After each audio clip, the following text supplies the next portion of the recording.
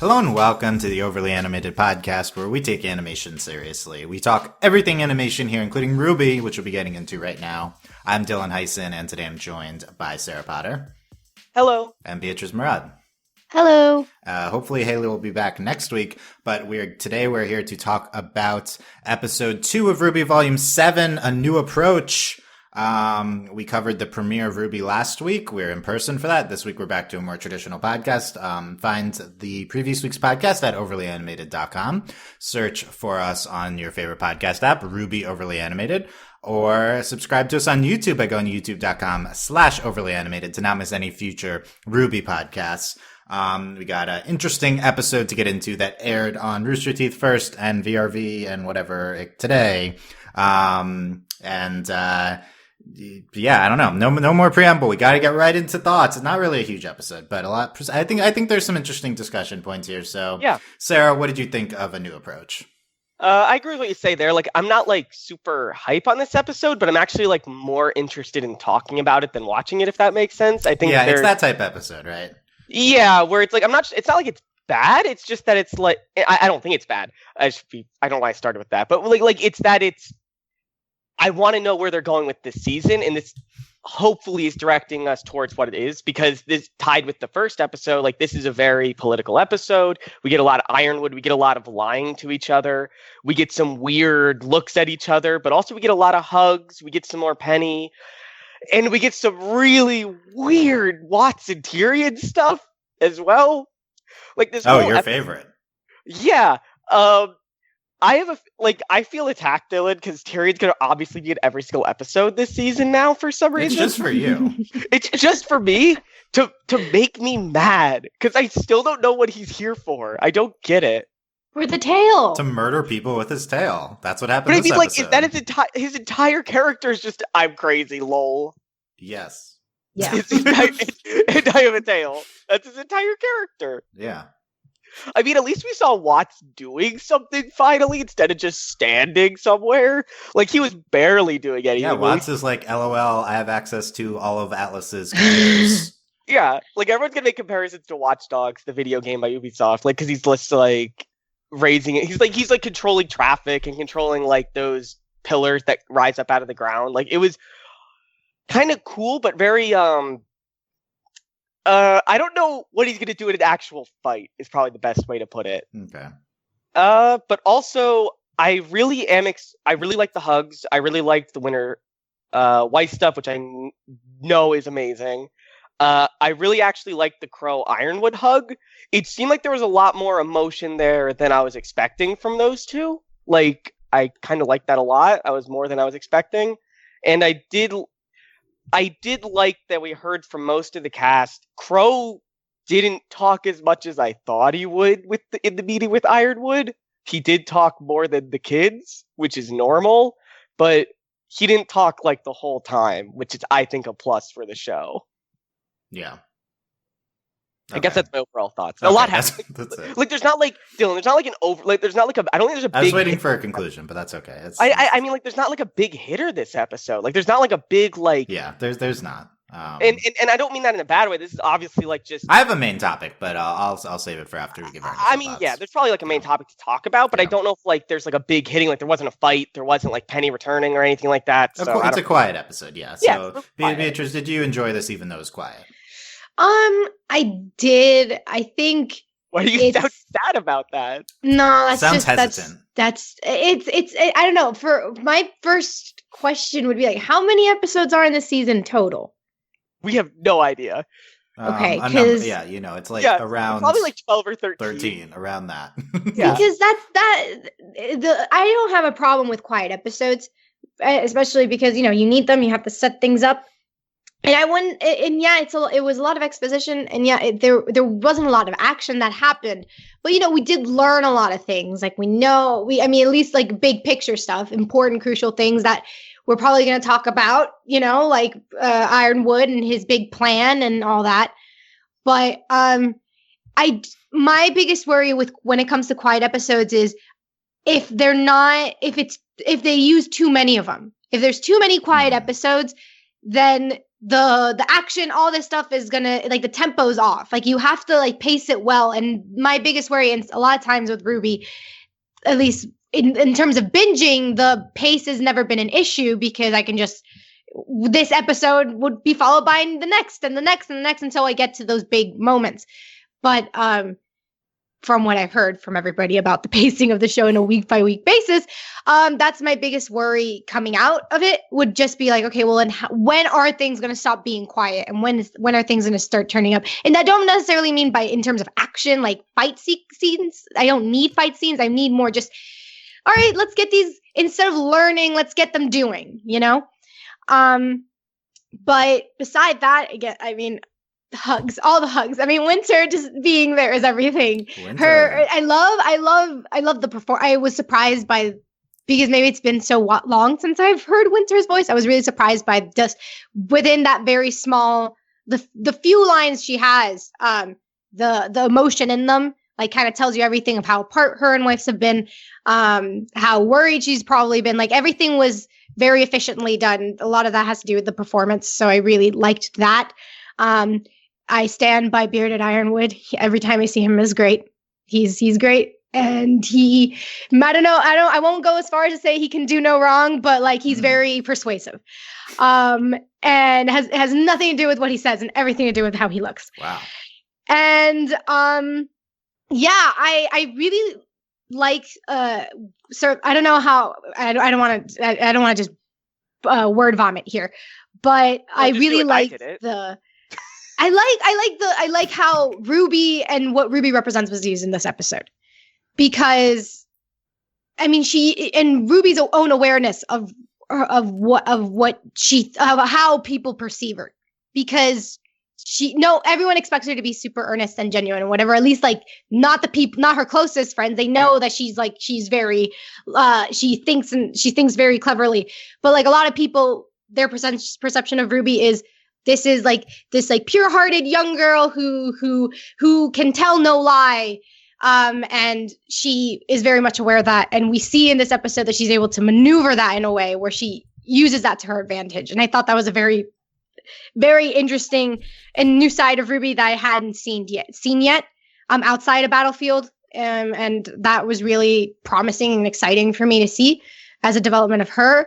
I have thoughts about things. I have thoughts about the Winter Maiden. I have thoughts about Ironwood's plan, and I have thoughts about Mantle, because I have thoughts. So let's just dive in. That's it. Okay. Oh, that's it. Okay. I think the real thing here, Beatriz, that you have to get used to this as a weekly show. Yeah, Beatriz is experiencing this weekly for the first time.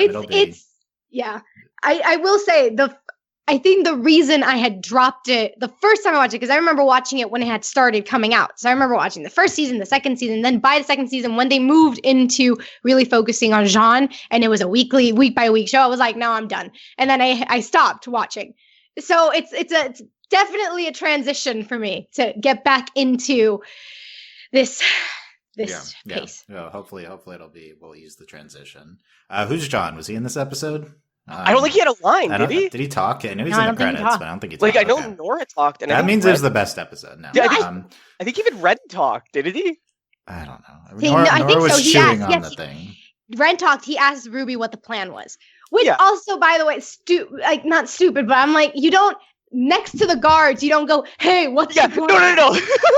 Okay. We don't need to bash Ren. We love Ren here. No, okay? he's fine, but I'm just like, this is more on the writers than on Ren. Yeah. They forced Ren to do this. You haven't been on these pods a lot. You'll have time to rant. Don't worry. Yeah, just wait. This is the ranting show. Okay, I like to talk about RWBY, and we'll talk about her being, like, deceptive to Ironwood. It is different for her. I think this episode's all right. I like it better than last week. I was a little low on last week's premiere, which, as people have told us since, was supposed to be the finale for last season, which I do think makes more sense, but not as much sense after seeing this episode, because I thought they'd change outfits, but they didn't. So we're waiting on that. This is just a more engaging episode. It's not as slow paced in the beginning. Ironwood talking about plans and stuff. Like, RWBY's never at its best when a character's just talking about the political situation. Like, that's like not the interesting part of the show for me. But this maybe was one of the better instances. I do think this is like, it wasn't like fabulously written, but I think it's kind of like a marked improvement on the writing. Of note, this is the first episode I remember ever that's not credited to Miles as a writer, because we have new writers this season. So I think that's going to be interesting to track. Although, of course, when you talk about things like that, like writing's a collaborative process, and just because someone's credited doesn't mean they wrote every line or anything. So I think the season does need to pick up. I am worried because last week I said that would have been a bottom 3 episode of volume 6. I think this episode as well would have been a bottom 3 episode. So that's not a good start. Like, it's fine. This is still better than volumes 1 to 5, but so far I think it's clearly not as good as last season. But I think it's still like a good episode. Like, not a good episode, but it's still fun, and it's still RWBY. And it's not like I'm mad at the show like I was at seasons 4. It's not certainly not offensive. Yeah, like there's I nothing that's really terrible watching. here. It's just not stand out yet. You But poor souls. Not offensive. I mean, that's how RWBY is. A lot of RWBY is offensive. There's nothing here that I was like, come on, like everything here was okay, like fine. Actually, okay, I will say I was come on to the ending scene. I'm so down on Salem's crew. Like, I was rewatching volume 6, and like their scenes are the worst part of the show. Salem and Dr. Watson, and at the end of like this episode's engaging, and then Watts comes on screen, and like I don't care about Tyrion. I care even less. Like, what is? So I'm worried about that. At least they're on the same continent now when they're talking. That is better. I would prefer them to be at the place where it's happening than in a layer off somewhere. That was really unsuccessful. They still made the scenes engaging because the show's a lot better now, but they need to be interacting with the main crew. Like, this is they're still off to the side though, so I want them to start fighting them. I think it will finally, like, it feels like we're actually leading towards that, because at least they're in the same, like, sort of city at this point. Like, Mantle and Atlas are kind of different, but I mean, like, they're in the same like, place, area. Yeah. Last thing, I think the show continues to be super gorgeous. This might be the most gorgeous episode ever, just because I love the Atlas backgrounds. Like, again, I'm watching on like Beatriz and Sarah were watching the same screen last time, but I'm watching on a giant TV this year, and it's like, it looks amazing. Brag about it. And it's half, not to brag, but RWBY honestly is like the best thing like that I've watched on the TV. Like, it looks the best, which is crazy. I'm watching on my TV too. It definitely really benefits from the upscaling. Like, usually when a show gets upscaled, like you see like a lot of like the lines like just don't work really well. But this show just like all the lines are crisp and nice, and it looks prettier when you upscale it, and it's really impressive. Yes, there's just like a noticeable difference for me, like watching on the TV. I also just think it's like, again, looks even better this season. I think it's a combination, but I love the Atlas backgrounds this episode. Yeah. The more this season goes on, I just think, I know you talked about it last week, like when we watched it together. Like, I think this season does look noticeably better than last season. Like, it just does. Yeah. Okay, yeah. I'd be interested in you guys confirming that, because I did have a situation change with watching it. Yeah, so I'd recommend, if you usually watch on the computer, try to broadcast it to a TV somewhere. Because I don't know. I think it's like a great experience. So yeah, big. Even if we aren't super like, it's been good. Even if I'm not super enthused by the content yet, like the production values continue to be amazing. Okay, so here's my big question for this episode. Please. I think this is like the big talking point is, do we trust Ironwood? Because Ironwood was kind of a sketchy guy, but he was always like on the good guy's side. And it's been a while since he's been there, so forgive me if I misremember Ironwood facts. I don't think there's a lot of them. He was the robots guy. I think that's what he did before. And he punched a Grim once with his hand. Okay, yeah. Didn't he have like a robot hand or something? He had a robot hand and a revolver. Does he still have a robot hand? I assume so, right? I assume he didn't just regrow his hand, Dylan. He could have. Okay, that's true, but I really don't. That's my new headcanon. Is he regrew? Okay, so maybe he's a Grim hand now. That's a thing. Oh my god. So I feel like he was always anchored in being a good guy. Although sketch. Last episode presents him super sketch. He's like this big brother figure in Mantle. Like he's his actions certainly seem untrustworthy in the army and the police state, and then also like he's presented very authoritarian. But this episode is like a big change. Like he's, at least on the surface, presented pretty trustworthy. Like everything he's saying, I think you're supposed to believe. Like I think you're supposed to have doubts about him, but like the way the episode presents him, it's pretty straightforward and honest. But at the same time, RWBY doesn't end up trusting him. RWBY withholds information from him this episode. Yeah. So like despite him seemingly on our side, RWBY doesn't trust him. So I don't know, Sarah, do you trust him? I think he's doing what he thinks is right. I think they definitely should not help him in any real meaningful way. Like, don't help build the satellite? Like, okay, there's that satellite. I need to talk about it because I don't know if now is the time, Dylan. I just want to highlight the best line of the episode, and by best I mean worst. Winter says, we can create some sort of satellite. I don't know what he was gonna say. But my least favorite thing is when RWBY is like, oh, we're inventing a thing that exists in our world, so we'll have them come up with the name on the spot. Shut up! It's a satellite. Shut up. Okay. Satellite. The food is a satellite. Satellites aren't like a thing we made up when we made satellites. Okay. She's not making up the word. She's just applying the word in a new way. Because it's not like everyone's like satellite. What does that word mean? Satellite. Okay, shut up, Winter. Okay, so. I call them reflexes. I swear I was just watching a show and something like went through the moon and I was like, oh, it's RWBY. Anyway, sorry, that's right. Anyways, what show was I watching? Okay, maybe I'll remember it. So, do you trust, do you trust, okay, now I'm really stuck on this. Sarah, do you trust Ironwood? I mean, no. Like, I don't trust him in the sense that I think they're going to fight them at some point this season. I think he's a good person. I think he's doing the wrong things. Oh, I was watching Ladybug. Spoilers for the upcoming episode, Ladybug. Continue. Okay, Dylan, I was done. You didn't need to cut me off. There's nothing to continue. So you're so you don't think they should be helping him. So but he's I don't know. But doing the wrong things is probably the best way to put it. On the good side, but doing the wrong things. Okay. Yeah. Beatriz, what about you? Yes and no. Okay, that's so. Yes, I trust him as an individual, but I think this also fits. I feel like even though we have been shown this kind of, he's this authoritarian figure, it's a police state, all this stuff. I don't know. I get this feeling that he's still powerless. And I feel like he's not people aren't working for him. He's working for someone else. So I feel like I feel like he's vulnerable. I feel like there's going to be either some sort of reveal that he's actually powerless to the council, or that someone in the council is going to take over the military operations and he's no longer going to be in charge. I think that someone's going to be Weiss's dad, but that's for another time. So I think he, as an individual, if at his pure core, I'm yes, but I don't trust you given all the circumstance around him. I think his heart might be in the right place, his intentions might be right, but I don't think the way I feel like he's being used, and I don't know by who, but I don't think we can trust him just via everyone else around him, or the shadows around him, I guess.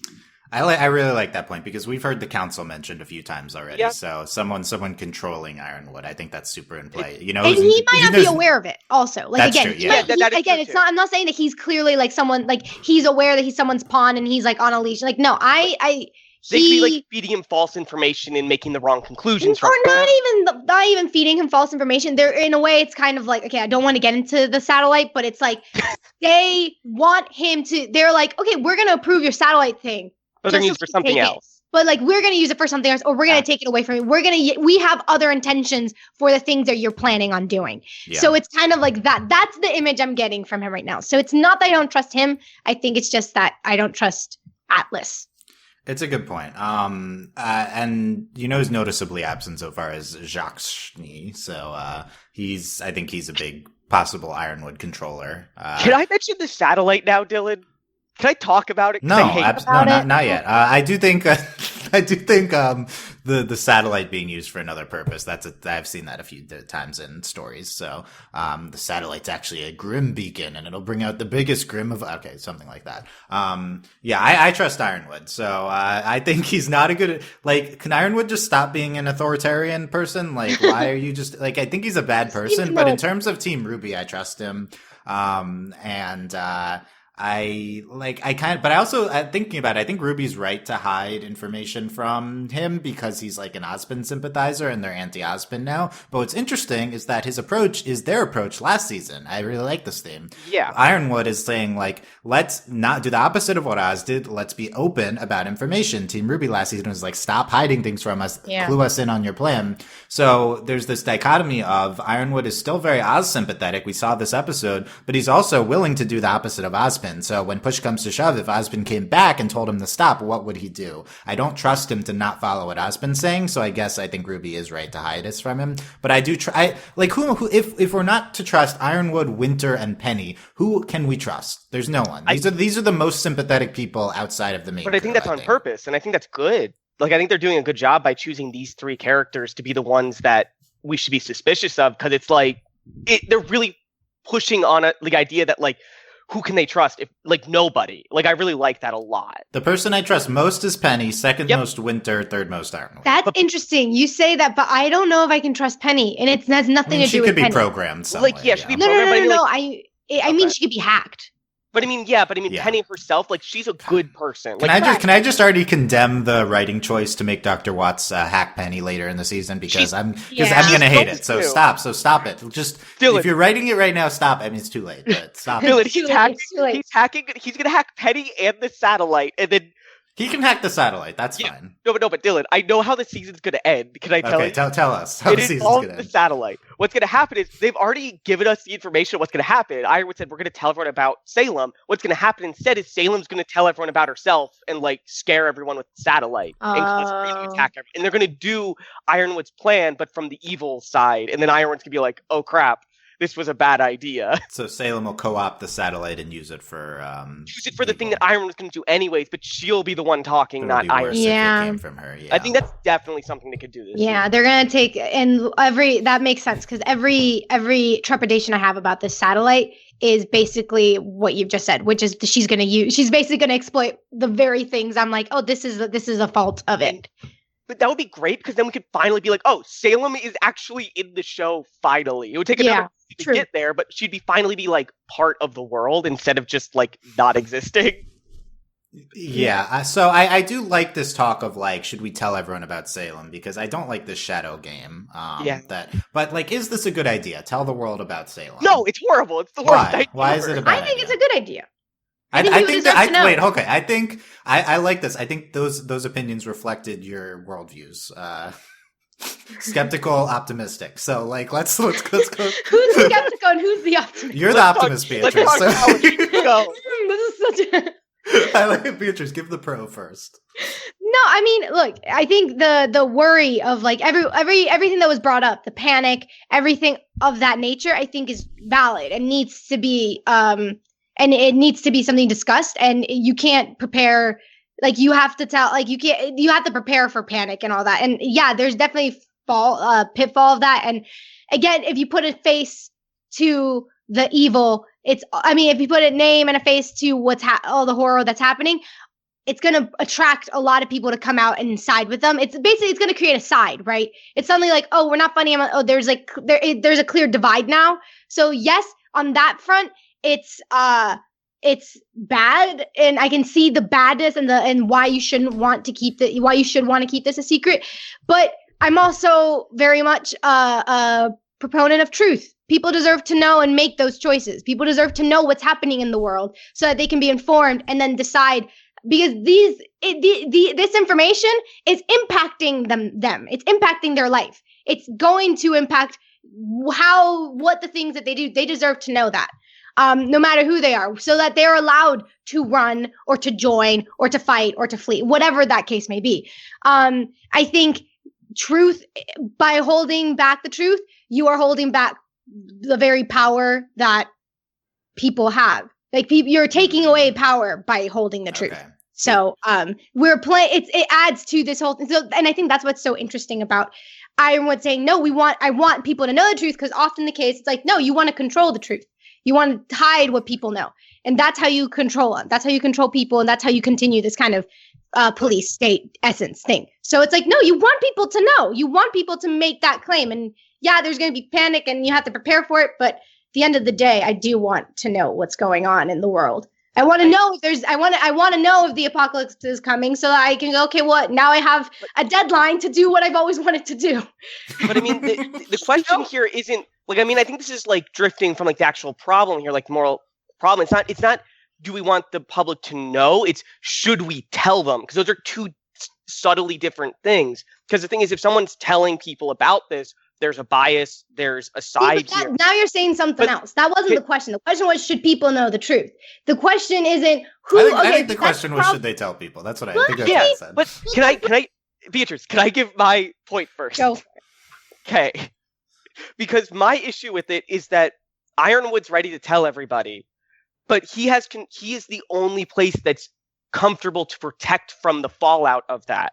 Like he's talking about how like they have forces to protect Atlas and Mistral from the Grimm that will undoubtedly appear if they tell about this like horrible doomsday thing, essentially. And they're like, we can defend the people after we secure Atlas. People will die in the other kingdoms before they are ready to go out there, if they're ever ready to go out there. And I think that's just like a place of, it's like they're standing on a pedestal and saying, okay, we'll be safe. We're safe. We're in a place where we can process this information.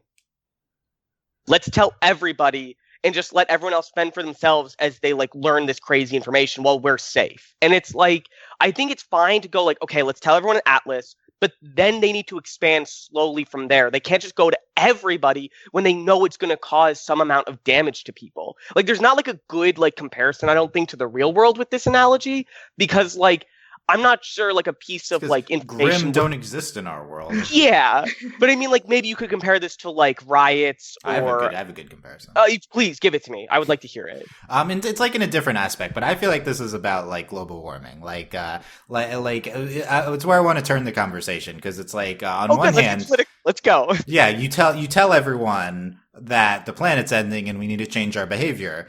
But then there's people that are evil that will try to say that that's not true and we shouldn't do that, and they'll try to co-opt it into their own message. Like I think this can turn into like a fake news commentary, like what we're doing now. It's like, what should Salem, if Ironwood broadcasts out Salem's evil, let's get her. Salem can broadcast out and like have her misinformation team say like, no, Ironwood's actually evil, and this could be like a whole commentary on the state of our country, or Ozpin's. It's a whole Ozpin's evil thing, yeah. Or like just like the huntresses and the huntsmen are evil. Yeah, or like I joked on our Discord, but like I think like she can scapegoat the Faunus, because that seems to be a big move in the RWBY world. Yeah, I think a better direction would actually be turning the hunters and huntresses and huntsmen into like the scapegoat here. Like say they didn't defend you, they failed you, like stuff like that. Like they're just not, they didn't protect Beacon. How can they, like, and that was like a place with a bunch of huntsmen and huntresses. Like what can they do for you? And then like maybe that could be season like that's probably like next season stuff. But I mean like that could be an interesting turn where like the world hates the team essentially. Yeah, this show would do that. They would, Dylan. I'm not saying it. Yeah, I'm agreeing. Like, oh, that sounds like RWBY. Yeah, they should tell people, because it's worse to control people by hiding information from them. I just don't like this way of telling everybody. But You're right about that. They say they're gonna like send their army to protect everyone, but I agree that like I'm skeptical that they're gonna be able to do that. Like they're gonna protect the entire world from the fallout of this. That seems like a lot. So yeah, maybe on a more of a like slow rollout basis or something. But here's the thing. I also am very much a believer that there's no way you can protect everyone. And here's the thing. Like, I don't think it's possible to go, okay, we're only going to tell Atlas, and then it's not going to eventually peter out. Like it's not going to eventually, like, it's going to get out if you tell Atlas. Like, you can't just tell one place and expect everybody to not. I know that the towers are down and everything, but people do, and it takes time to travel, but people do travel. And eventually I don't remember, but the city where Jean's sister lives, that's probably the next place that's going to find out. And it's not that far of a trip. It's just a plane ride. Like, I'm just saying, to think, oh, let's do it slowly. You can it would get out anyway. It would get out eventually. So I think this isn't a question of, okay, no, we just have to tell the truth slowly. It's like, no, it's one of those situations where it's like, you either going to tell the truth and everyone's going to find out, or you don't tell the truth and no one finds out. It's one of those situations. I think I agree with you. And I think the Grimm are actually interesting here in that they make this a real like moral decision. Like I think there's actually a side here. Like there is some difficulty deciding which is like 100% correct, because like I see your points, Beatrice, but I also see the point of like, but if you tell everybody like, no, yeah, people I will see die. Like, you. and I People think that's will die. no, and I think that's actually good. Like, I don't think they've always handled the grim stuff like amazingly. Like it, but I think this is actually the best way they've done it yet. Like, it at least makes for an interesting like decision, moral conundrum. Yeah, I am really tired of the like, wait, but people can't be sad because then they'll die to grim. Like, but I mean, like, that's like every episode, decision. Right? But I mean, that's already established. So it's kind of like I've like come to something where it's like I can't fight that concept. That's part of that world. I think like it's a stupid mythology concept to begin with, but given that it exists, this is one of the more interesting things. So I think so we should tell people, but then here's like what I was saying, like Salem is going to be able to counterattack this. I think Salem is going to be able to. Salem's like a misinformation person. She has a whole network of like, this is playing right into her hands. I feel like if like she would be able to beat them, who they need is Ozpin, because who is deceptive among them, who can try to, because what they unfortunately. They need to like control the information game. Like, it's not enough to get the truth out there, as we learn from our world. You need to control the message. And I don't think any of them know how to do that. I think Ozpin would know how to do that. Yeah. But I just don't know if like, is there a chance like it becomes like RWBY talks to the world or something, like that happens at the end? Oh yeah, that's also happening. That's also. But at the same, okay, I'm thinking about this from like just applying it to how people discredit others in this world. They just go, "Hey, but you're that girl's sister, the girl who killed this." You know what I mean? That will definitely happen. Happen. Yeah. So it's like even if it's like RWBY, who is like this beacon of like of hope, it's like even then that she could easily be discredited. Which is what makes this all the more interesting. They need like a face of the Salem Revolution. Who's their like Robin, the person who's trying to join the council. Robin seems like a good person already, but we'll see. I mean, of the people we know, I don't know who like it could be like they find a good person who's doing things for good reasons, like Ironwood, but they're accidentally pushing these things that Salem agrees with, and then they just like turn them into a martyr or like a symbol for their cause. Like, that's not something that doesn't happen in our world. I have two options. One is one just purely I want to happen just for comedic purposes. I would love Nora to be that face. I actually also thought of Nora. I just want her to just not be able. Nora's that would just be so really earnest. interesting. That would be really interesting to like for her character to deal with, having like it would be a good, interesting kind of story point for her. Maybe that would mean that they'd have to apart RWBY and the team with her, but that would be a cool kind of like, oh, how does Nora handle being like the face of everything, and then whatever PR stuff, you have to act a certain way, say a certain thing, and she would hate that. That would be great. The one person I would hate to be the face would be Jean. Imagine. Imagine. It probably is John. I have the ideal. I think Blake has the perfect story for this, because she's a Faunus, though the Faunus will sympathize with her. She can talk about how I was on the White Fang, they were wrong, so then like the people who are anti-White Fang like her, the White Fang will like her, because she's she's been on all sides of this conflict. The only thing is that people are too racist against Faunuses, but like I think Blake's like the one who's been through this. And just imagine Yang like rooting her on from behind the camera, you can do it. Blake runs for president. For Yang, though. Weren't we talking about Blake running for president when she was in Menage? Oh yeah, she was going to be the new leader. That's right. Okay, I don't want to talk about Volume 5. Okay, so I think that's an interesting direction the season could take, like the spread of information and controlling information. I'm like, it's like interesting conceptually. I don't think this is one of the things the show really excels at, so I'm not like hugely optimistic for it if that's the direction we go with the season. Also, ironically, like I'm kind of done with these fake news stories and shows. Like we just keep doing them now. Right. Yeah. I'm still, as long as it's still super relevant in our world, I still have an appetite for it. But it is a lot. Yeah. No, we just I'm not like Young Justice. I think it's still relevant. I think it's worth telling a story like this. It's just I'm more like upset with reality. The fact that we have to tell the story. It's not. Yeah. Like media is a reflection of our lives, and our lives are so bad, and so media has to like take these stories on. Yeah. Okay.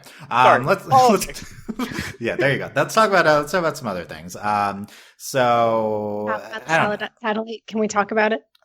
What? Sure. What? The How about satellite. Ironwood's Oh, plan yes, specifically? yes, if there's please. anything we didn't get into, I mean, I feel like Sarah said her piece on the satellite, or no? No, I didn't. I didn't say at all what I'm upset about with the satellite. Okay, okay, please give me 1 minute each on the satellite, Beatrice. Okay. Okay, so don't worry, you can go over. All right, so listen, my big thing with the satellite in itself, well, I kind of already covered it. It's just and this is what makes me nervous about Ironwood is that, yeah, at its face, it's like, oh, we want to tell people the truth. Just saying that on itself, yeah, that's great. But you're also creating a machine that allows Atlas itself to have complete, total control of the information that gets out to everybody. You see what I mean? And that's my biggest worry for this. And I'm just like, I hope that they don't just like pass this as I don't want them to simplify the satellite as just simply, do people want to know should we tell people the truth and should we not? It's also, what are the ramifications of adding this technology into the world where it's like, okay, well, Ironwood is not going to be the only person who's going to forever rule Atlas. And suddenly you're going to have someone who has complete control of what information gets in or out and how it's going to be projected onto the world. And that's why I think like, and that's what when Sarah was talking about like how Salem was going to use it against them and it's going to use the bad things that happen. That's basically, I think, what's going to happen. She's going to take control of information, and she's going to do it in a certain way that it's like now she's going to be the only thing that can control them. And that's just, I hope that they learn you'd think that Ironwood would learn his lesson that he's hackable from what happened at Beacon. There's some mechanism they need to be careful about. I think that's a good point because RWBY's a show that like takes place in basically the 1800s or something like around. So this is like the invent of the internet, of globalization, and so like the show should comment on that. Like, what are the consequences of bringing the world all together like this? Which maybe this is doing. I don't know if their previous network did that or not, but I think that could be an interesting direction they could go with what they're commenting on. Okay. Here. Okay, Sarah. Those are all great points. I have 3 really stupid and important questions. 1, how the heck are they getting it into the atmosphere? That thing's enormous. Magic. But it's enormous. Dust. I understand. How did the Amity Coliseum work in the first place? They use the energy and blood of the Grimm. Okay. 2, Grim thanks sacrifice. for mentioning the Grimm. How do they know Grimm won't be able to get it? There's some flying Grimm, yeah. Yeah, like there's always. It's in space, though. Space Grimm when? That's my question. Yeah. What if they've always existed? Oh my God. Dylan, I'm about to get there. I'm like 100% sure this season will end with all of them in the Amity Arena as it's falling through the atmosphere, like towards Remnant, as they're like fighting Space Grim. Like that's our finale, Dylan. That's what's gonna happen. I'm in for Space Grim. Yeah, no, they're probably gonna go into the Coliseum at some point. Yeah. Yeah, and it's gonna fall towards the Earth like Age of Ultron style, and they're gonna have to stop it somehow. Yeah, let's bring back the place where Penny died. That's a good father move, Ironwood. I mean, like I feel like they're gonna have that, and they're gonna keep in flashbacks too, and like there's storytelling. Okay.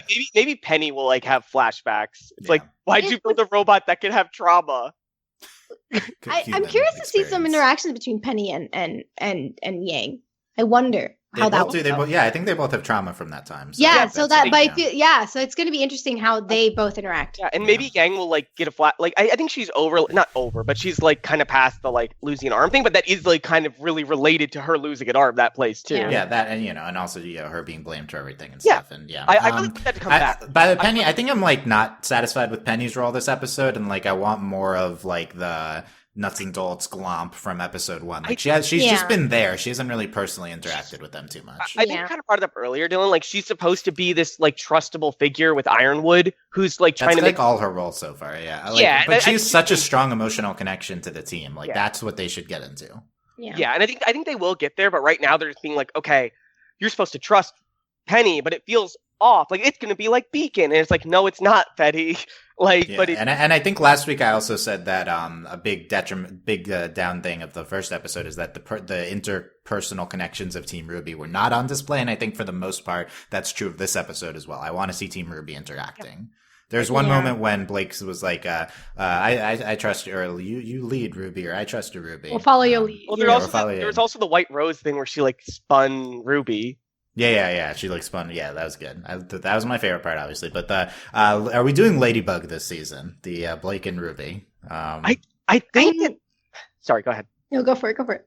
I'm sad that we're not getting the RWBY shopping with Blake to get a new weapon, because I was really hoping that like RWBY would get really excited with Blake about it, but we're just going with the Ironwood supplies them all with stuff route. They could still like freak out about it. Come up to the terminal to build your weapon, and then we'll 3D oh my God. print it. Just completely like pull Gen back. lock it. Yeah, I was literally gonna say Genlock the weapon. Genlock it. And RWBY will be like, or Penny will come in like Cammy and be like, I designed all your new weapons. I would love that. I would love if Penny's like, I made you all weapons, guys, and outfits and haircuts. Blake, you have to cut off all your hair now. Who's the Cammy of the show? Is it Penny? Is it RWBY? I think it's RWBY. Like they're like both. Yeah. Okay. Can we talk about Genlock? No, just kidding. Back to RWBY. So the finale. Can you watch the finale? Okay. RWBY we talk about RWBY hiding info from Ironwood, which I think I presented the case for that. He's pro Oz, but is it because he's Ozpin associated? Is it because they're trying they don't trust him fully? A more general commentary. I think maybe both of those things. But either way, probably a smart decision from RWBY for now, at least, until they have more information. Yeah. I mean, I think it's more based on like seeing the state of Mantle, seeing the state of Atlas, how they were received. I think it's not simply, oh, Ironwood, we just met, like we like seeing you face to face. Now my doubts have been cleared. It's more just I think it's just that she's taking precaution. She's just being, I think that's, she's taking a second to gather everything. And I think, this isn't that far off from learning that Ozpin lied, So I think they're still kind of coming to terms with, like all this information that they had been led away from, and they're just like, okay, well, I couldn't trust Ozpin. How can I trust like you? I mean, that we've seen her question Crow. Yeah. I think it's just consistent with everything that happened last season. She's just going to continue questioning these authority figures. I feel like we're going to get at some point this season of RWBY, like RWBY and Penny are going to have some type of argument about Ironwood and trusting him, because that just feels like it has to happen. Yeah, I agree, and it's like a direct Penny seeing Ironwood and RWBY fight would be like a split of her two people. I want that though. I crave that. That's what I want for RWBY. Let's just do this stuff over like all the time. Yeah, that'd be good. Yeah, and again, that's more of the character drama and character relationships, and which we should be doing more of. I heard Miles and Carrie talk a lot about in interviews leading up to the season that last season they saw a lot about Team RWBY lashing out at the older generation. And so in that regard, I think Ironwood's still part of that. So like they're trying to lead their own way. Like last season it was against Crow and Ozpin, and Ironwood is maybe a continuation of that. So I think this makes sense for RWBY to continue to have this opinion. I also love it as like a leader room moment for RWBY. Like she's setting the tone of the team, and they're all backing her up there. And she like cut off Oscar from telling the truth, and then like everyone in the room immediately like just went, okay, we're lying. Like they didn't question her at all. Yeah. And what I love is like she didn't technically lie. No, all those things happened. Like all the things she says happened. There was a train crash. That like Ozpin told us there were like that the thing. And it was after the train crash. Yeah, there was information. And then she was like, and then after Ironwood says Ozpin told us that too once upon a time. So like he's probably lying by omission as well. Right. But like they're not lying either. Like Ozpin did tell them there were no more questions. The question is, though, does Ironwood then know the further truth? And that you would guess yes. You would guess Ironwood does know the next. The real question is whether he asked a question already. Because anytime, because why else would he give it back to them? You know what I mean? Like, why would he give it back? Oh, did he take it, ask a question, then give it back? That's possible. Like, I think that's actually a thing that might have happened. Because I will say, Crow didn't know Ozpin was lying about the thing. So Ironwood seemingly wouldn't know, but Ironwood's up to his own stuff a lot of the time. So maybe he figured it out somehow. I think it's a real, because remember he said he's ready to destroy Salem. Like, what if he asked something like, and he phrased it differently than the way Ozpin did when he asked his question about Salem, and he got a different answer. Like that's in between seasons, Ironwood had his own flashback episode where he also saw the story, and that's the deleted scene. So that'll be interesting to track. Is what do they know about the lamp and all of that and when they share information. But for now, this was a cool moment for RWBY and probably smart. Let's get into the quick hits from the rest of the episode. They're back in school, Of course. Yay. Atlas Academy. Atlas and Atlas. Which is an Atlas and Atlas. Oh, God, I hate it. And I love that they're back at a school setting. I just want to go back to seasons 1 and 2, so this is great. I'm happy. They're not going to be taking classes, but they're going to be in a school, and I think that's going to affect. They better get bunk beds in there, oh my God! Dorm, Lily's going to be here, right, in school with them, like in the school setting. Like there's going to be a bunch of kids here. I don't think they're going to go to class, you know. No. But there's going to be other people. There are other. Yeah. Oh, other. Yeah. Can oh, we maybe just spend half the season on like some kids that go to Atlas and just a team. Don't say that. And then everything happening in the background, and they're just like, we're just trying to get to class. Yeah. Just the misadventures of the Team RWBY equivalent in Atlas Academy. Yeah. And it's like, yeah, I would love that. Would you know? I just want it to be slice of life again. That would be like a one-shot slice of life episode where they're all just like, this is all happening, and then like they could do a one-shot episode. Yeah, I think it like a lot of shows do that, and it's just like in the background you'll have like RWBY like fighting a Grim, and they're all like sipping tea, and they're just like, what is happening? That was kind of fun. They kind of did a one-off episode last season with the flashback. Like maybe they'll do something like similar this season, but in a different format. I think RWBY should experiment with new narrative elements like that's structures. And of note, we briefly mentioned this before, but they did hire 2 new writers for this season. This is kind of a big deal in the history of our podcast because I've been yelling at them for 4 years to hire more writers. Literally, this is the number one thing we like. If you've listened to this podcast for 4 years, we've just constantly been saying like hire writers. Like why aren't you doing this? And they finally did hire 2 new writers this season. So it's like, whoa. I think it does. This episode was credited to Kiersey Burkhart. So yeah, they have a female writer, and I think she's queer female writer too. Like, and then they also took she's from outside, I think, Rooster Teeth. Yeah, and then she's a book writer. Yeah, and then they took one of the writers from another show, and but he hadn't worked on RWBY before. I think the big thing here is what I'm expecting to change is that last season, season 6, was like there were a lot of like standout individual episodes. I think we'll see a much better like overall season-long story with more writers because they have the manpower now to like watch the whole season now at once instead of just go, okay, we're going one episode at a time. And I'm not saying like there wasn't like a story-long arc, a season-long arc last season, but like you can already see that like the themes are, I guess, like better like shown episode to episode here. Like they're consistent in a way that I'm expecting to stay like this way for the season. Like we're going to be talking about this information stuff. We're going to be talking about whether we can trust Ironwood and Penny and stuff, but not in the way that's annoying like previous seasons. It feels like we're actually like acting on these themes unlike other times. There's a lot of benefits to having a writer's room. We don't really know how this was implemented or if they're going to see the benefits right away because their culture still has to adjust and stuff. But let's hope. I mean, we're 2 episodes in. Let's see what happens. I'm being hopeful because last season was good. Let me be hopeful. That's the thing. Last season was good. They didn't even hire the new writers yet. So we'll see. That's what I'm saying. I'm saying I think it'll be like last season, but it'll be like just like the whole season will be like feel maybe more like as a whole. Like it felt like that would be good. Yeah, because I do think that was a drawback. There were sections, there were chunks that felt like they were together. Yeah, which isn't bad.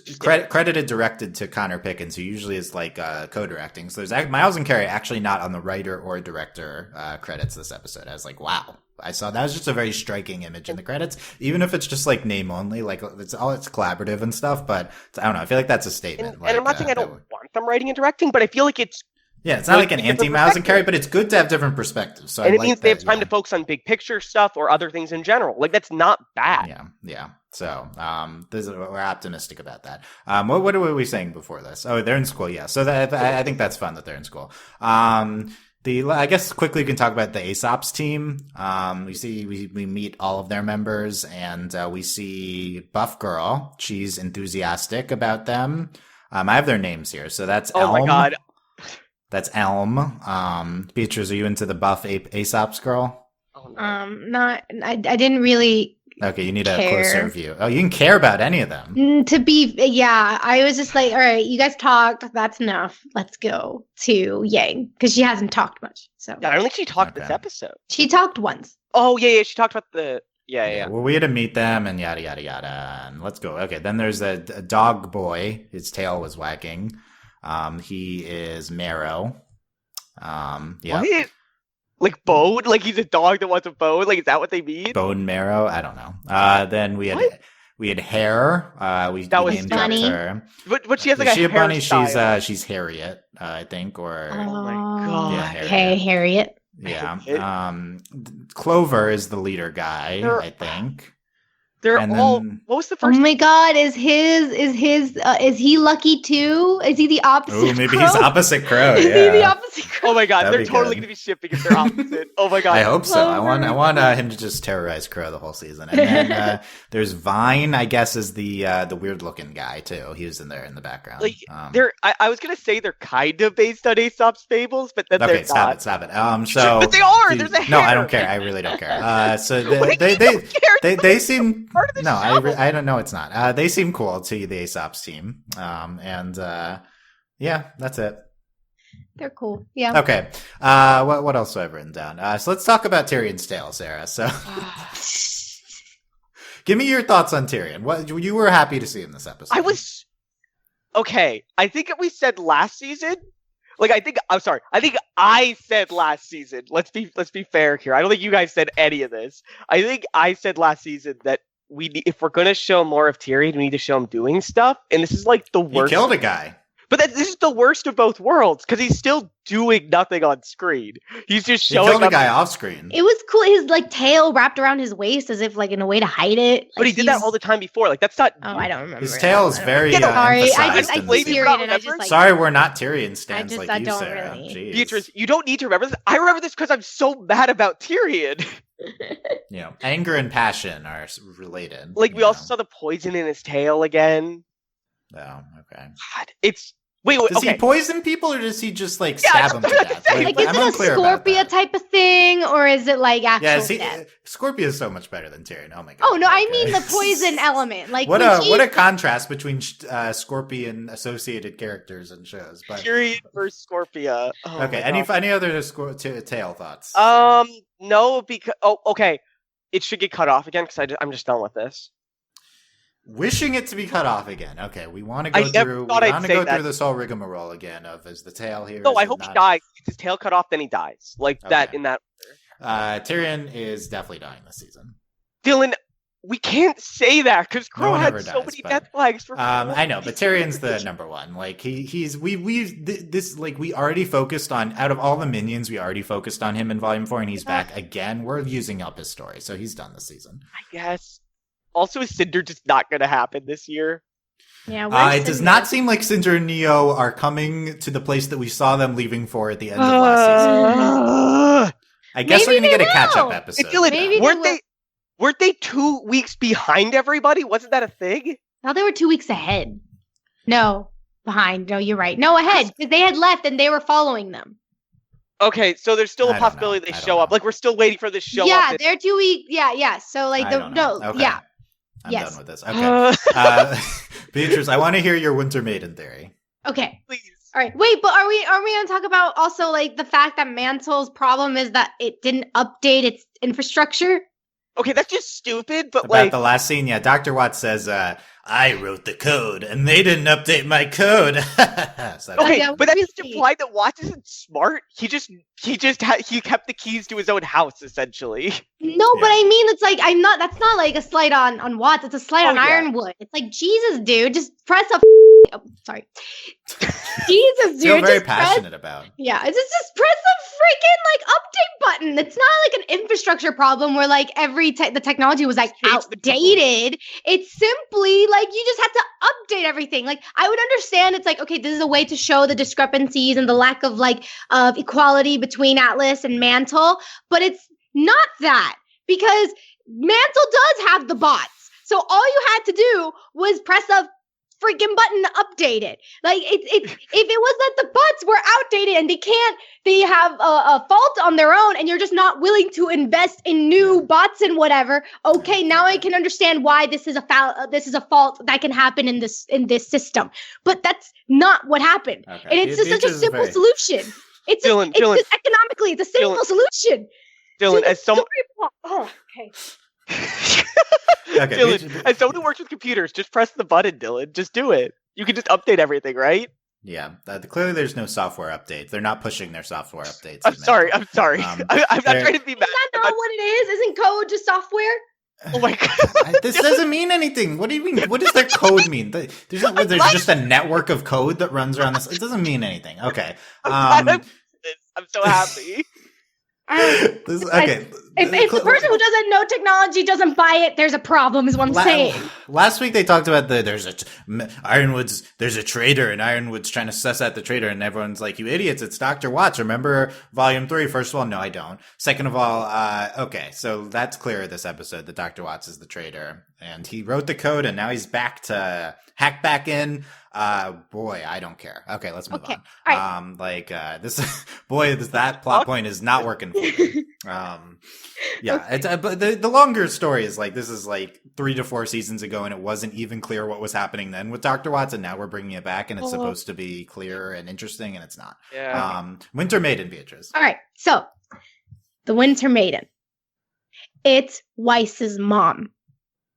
Okay. Because, we've never seen her face. Mm-hmm. Yeah, we did. Right? The only thing we learn about the Winter Maiden in this episode is that she's old. But Beatriz, we did see her in a painting in one of the seasons. Yeah, but we never Could've seen her face. We don't know what she looks like right now. Yeah. And it didn't say that she was. I didn't get that she was old. I got that she just wasn't 100% healthy. Well, she wasn't healthy. It could be. I would say spring chicken usually means not young. But I think that means young. But she could be like late middle age. So, well, Dylan, that means that she's either crow old in that she looks like a hot 20-year-old, but she's not a hot. I think this means she's not a hot 20-year-old. So she's Maria. So she has to be Maria. Those are the only two types of people. Yeah, that's only Maria. I didn't know what spring chicken meant. I just thought it meant she just lost. Well, no, continue, because I think there's a real possibility. No. I still think it's a real possibility. Yeah. I don't think that changes it. It's just simply it's the face that Winter makes when they say that. She looks away. Okay. She doesn't meet Weiss's eyes. She's like not happy about the situation of the Winter Maiden. So I think it's either her mom or maybe there are plans that Winter's going to take over of the old lady. But I'm just saying it could be their mom. It could be a Schnee as the maiden. And it's still get it. It's just going to be, and it'll be a cool parallel because we got Raven as the spring maiden. And then we have like the Schnee mom as the Winter maiden. And then they'll pass it on obviously to either Winter or Weiss and then to Yang. And it'll be like, Yang and Weiss and Freezer Burn confirmed. Yeah. So, oh my God. Yeah. What about Bumblebee? Oh my God! Look, I'm just saying. Look, Bumblebee is great. My favorite is Freezer Burn, but that doesn't mean I don't have space favorite for all the Freezer ships. Burn. I think we're on Weiss's mom watch. She's definitely showing up this season, so I think that's possible. I think the other major possibility, this is probably the most likely thing, is that it's just some random old lady, and she'll die this season and pass it on to Winter or someone else. Yeah. The significance of the maiden being old is that they're more likely to die soon and they can pass it on. Because that's all the maidens are good for. Yes. Is die. But I think this is finally confirmation that I think this isn't a lie. I don't think they're hiding that Winter is the Winter Maiden. And I like that. Yeah, they're not going to do the same twist again. No, yeah. I like that. But it would be very funny if Winter was the Winter Maiden. But I think they're finally telling she will be eventually. Someone in the room acknowledged how stupid it was that a person named Winter was telling us who the Winter Maiden was. Maybe that was Winter's love. Okay. Idea. Okay, imagine the parallels of Winter not wanting Weiss to be the Winter Maiden because she doesn't want Weiss to have to carry that burden, and then Raven just forcing that burden onto Yang, and that just shows that would be so great. I'm just saying it could happen. Okay, yeah. It would. All of Team RWBY's gonna end up as the maidens. Yeah, I guess. I think that means that Winter's gonna die, and that's unacceptable. And that means Cinder has. No, I think that means Winter's. I don't care about Cinder. Winter's joining. But I mean, I'm saying we have a lot to do here. With Winter this episode, I was very happy that we didn't do the whole Winter's evil. Is she evil shtick? She was very quickly. It's oh no, Winter's Winter. Okay, yeah, she's not evil, but she's just hard, and she's with Ironwood. And she loves Weiss, and that was good. Okay. Yeah, no, that hug was great. Let's talk about Robin Hill, who we get introduced to through Prisoner Guy. Who has no name. Robin Hill and her happy huntresses. They fight for better conditions. Robin Hood, get it? No, and I don't get it. And they fight for better conditions in Mantle, and they were top graduates who chose to stay in Mantle, and Robin Hill's going to run for a seat on the council. So we get all that exposition on Robin Hill. She's definitely the woman in the intro with the white hair. Is this the worst fairy tale like reference? Okay, thing? come on with the fairy tale. I said I don't want it. Okay, I don't know what the reference is. Who is Robin Hill? Robin Hood and his happy band of men. Oh, yeah. Okay, I got it. It's all. This is this season's Spider. What was it? Little Miss Muffet. Like this is the. The show seems to imply that these people have a point to the season. We'll see. Okay. But also, at least like, oh, it's all women. It's like, okay, sure, I guess. Yeah, Happy Huntresses. Yeah, I think that could be interesting. Yeah, I don't like the name Happy Huntresses. Like, I don't either, but it's clearly it's a riff on. It's just the riff on that. Yeah. Yeah. But they needed to do it apparently. Yeah, I'm potentially into this character. We'll see. She's a activist. I think that Good. Please don't kill her like Sienna Khan again, please. I don't think she's someone that would die. I think it's. I think we're past about Sienna Khan until literally she died in the same episode. She doesn't have as good of a design as Sienna Khan, therefore she's safe. You only kill off the people with the best designs. Yeah. Okay. Sure. Well, what else? Last things in the episode. The staff is in a vault. They say. Okay. Vault capital. We like vaults here. Yeah. And. I feel like that they're gonna upgrade their weapons. Yeah, that'll be... This is important. I found that awkward, by the way. I found that really awkward, but it also is clearly setting up the moment when they have to leave and use their old stuff again.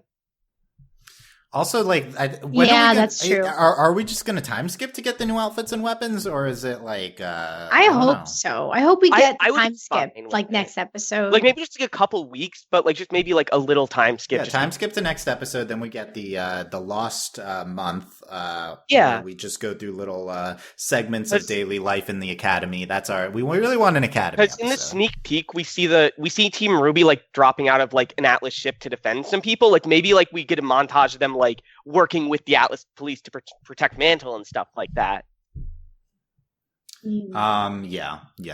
Okay. We need more fighting in. That's true. There you go. Like that's a good way to get fighting. Like just do like a couple of like fighting shots like that. This is gonna be interesting. How are we gonna get our fights in? I guess with that because we're in a secure location. But I mean, like I think that's the point. Like I think we're gonna like save up time this season, a lot of not fights, and then at the end it's gonna be a lot of like one-on-one fights. Like I said last podcast, like we're gonna fight like Crow and Winter are gonna fight Tyrion and stuff like that, but alone. Like there's not gonna be like big things. They're gonna get like I think the villains are gonna be trying to separate everyone from each other, which is kind of the point of the season, and having them fight against each other. Like we saw Ironwood fighting Oscar. I almost said Oscar. So I think there's a lot that's gonna happen this season in fights. It's just a matter of when they're gonna do it. Yeah. Okay. You sound really excited about that, Dylan.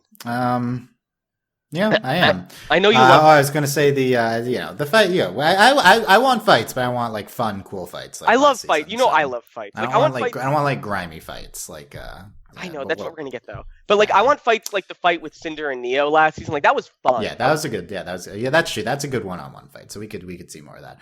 The intro is I think this is the best looking intro. I'm sold on that. I still haven't listened to the song enough. So that's an update on that. So I'm not necessarily sold on the song yet, but I love the splash screen still. I've only watched the intro twice, and I loved it the second time more than the first. It's so good. Yeah.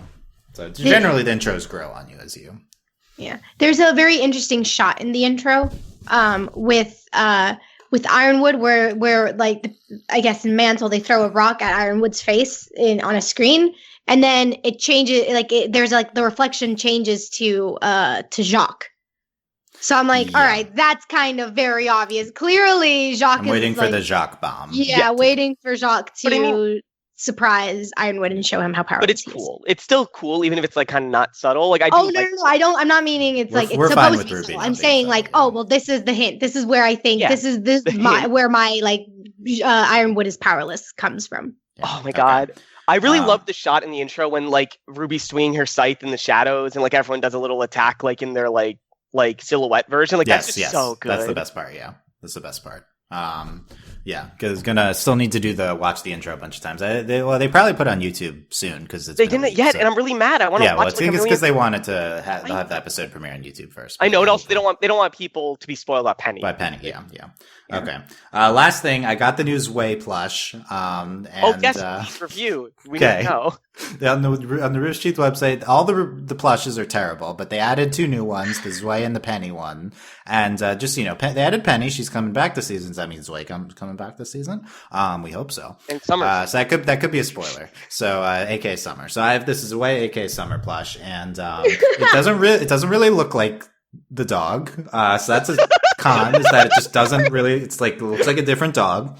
It is soft. That's like the number one thing you want from plushes. So that's good. It's soft, and it's clearly higher quality than the abominations that they had before of Team RWBY. So, it's fine if you want to spend $20 on it. It's fine. But it doesn't, I feel like it should look like, that's. It look like xaio. You would think. It's a dog, so all dogs look the same. Screen cap for this episode, just xaio. It's just the plush, yeah. The plush you bought. Okay, we could do that. We'll see. Beatriz, final thoughts on this episode or the xaio plush?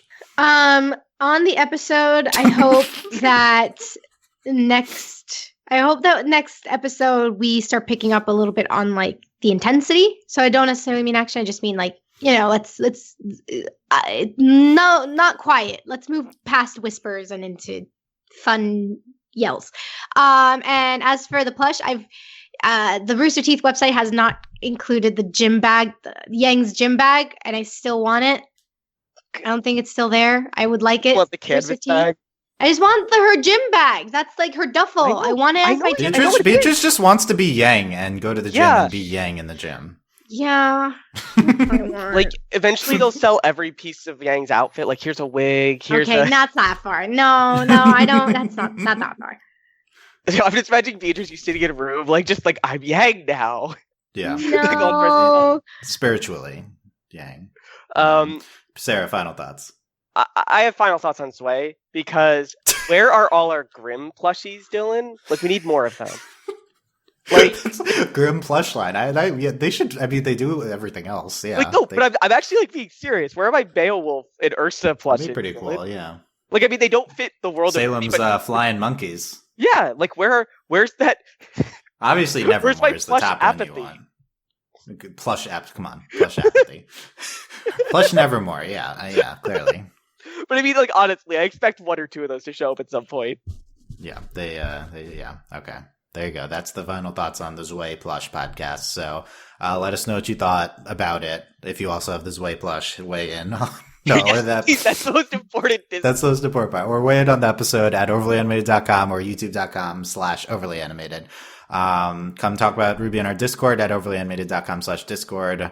RWBY channel is always very active in RWBY season. Very excited for RWBY. Yeah. And, that's a new approach. I guess that's what Ironwood has. Okay. He doesn't really say that this episode, does he? Or is he? I don't know. I think he says something. They say in I thought it would be a new approach. Yeah. Okay. This isn't the worst episode they've chosen. No, it's not the worst title. Okay.